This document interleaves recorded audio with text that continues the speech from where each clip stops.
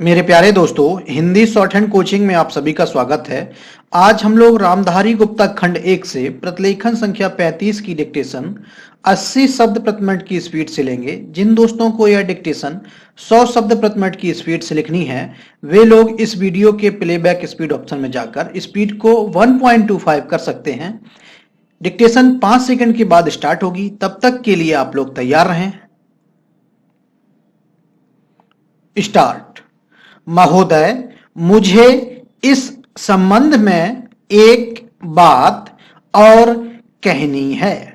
वह यह है कि मुझे मुख्य आयुक्त के भाषण के अनुसार यह आशा थी कि सरकार मजदूरों की उन्नति के लिए, उत्थान के लिए, उद्योगों के विकास के लिए और गांवों की स्थिति सुधारने के लिए तकनीकी प्रशिक्षण देने का काम करेगी। लेकिन ऐसा ज्ञात होता है कि आर्थिक शक्ति सीमित होने के कारण इस ओर कार्यवाही करने की संभावना नहीं रही।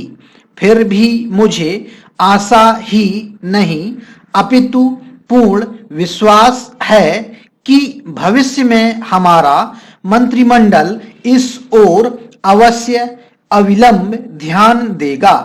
इसी प्रकार से ग्रामीणों की अवस्था सुधारने के लिए सरकार घरेलू उद्योग धंधों को भी बढ़ाएगी जो अभी तक नहीं के बराबर हैं।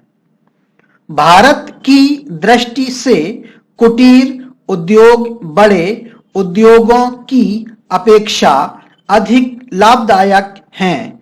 पहली बात तो यह है कि भारत एक गरीब देश है और उसके पास इतना पैसा नहीं है कि वह बड़े उद्योगों के लिए पर्याप्त संख्या में बड़ी बड़ी मशीनें मंगवा सके। बड़े उद्योगों के लिए बहुत बड़ी बड़ी महंगी मशीनों की आवश्यकता होती है, जबकि कुटीर उद्योग छोटी छोटी और सस्ती मशीनों से चल जाते हैं। कुटीर उद्योगों के लिए ना तो बहुत बड़ी बड़ी इमारतें बनानी पड़ती हैं और ना ही बहुत महंगी मशीनों की आवश्यकता पड़ती है। अतः ये उद्योग छोटे छोटे गांवों में भी प्रारंभ किए जा सकते हैं। कई उद्योग तो इतनी थोड़ी पूंजी से भी शुरू किए जा सकते हैं कि उतनी पूंजी प्रायः हर किसी व्यक्ति के पास होती ही है। कुटीर उद्योगों में दूसरी बड़ी सुविधा यह है कि इनमें बहुत अधिक मजदूरों की आवश्यकता नहीं होती। एक परिवार के सदस्य ही उस उद्योग को चलाने के लिए पर्याप्त होते हैं। घर के सब सदस्य उस काम में हिस्सा बटा सकते हैं।